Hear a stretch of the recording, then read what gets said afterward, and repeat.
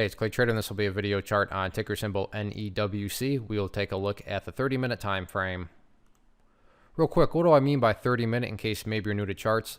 Instead of each one of these candlesticks here representing 1 day's worth of price action, which is what you would normally see, each one represents 30 minutes. So while this may look like a few weeks worth of time right here, it's actually just the past couple of days broken down into 30-minute time slices.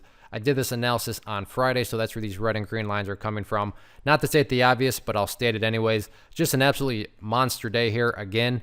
So a lot of house cleaning here needs to be done. First bits of house cleaning I'm going to do is just get rid of that line there and that line. Yes, both of these annotations still do pertain to the chart, but in the spirit from a presentation perspective of not wanting a million lines everywhere that can cause clutter and confusion, just want to try to keep this as clean as possible. So now let's do the first update here, and that update comes from a foundational principle in charting, which states when levels of resistance are broken and closed above, they tend, or you want to see them act as support.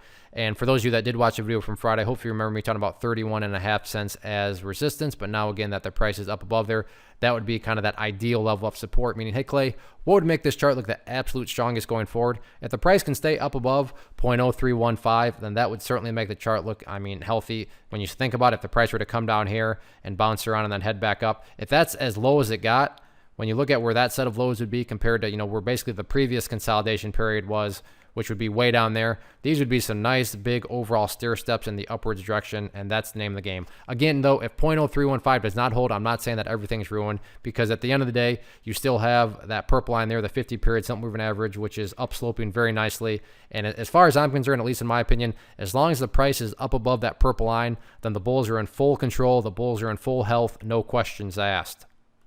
Now, what about areas of resistance? So if this upwards move is going to, keep on chugging, pretty straightforward here.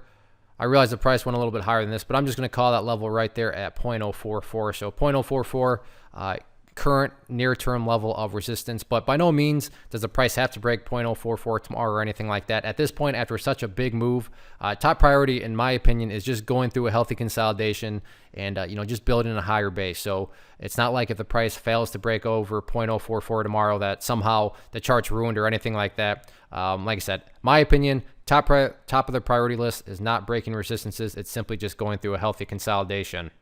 One of the most popular questions I get is, hey Clay, how do you find the stocks that you trade? So what I've done is put together this free resource guide where I talk about the tools that I use to locate stocks that I find interesting and think may have potential.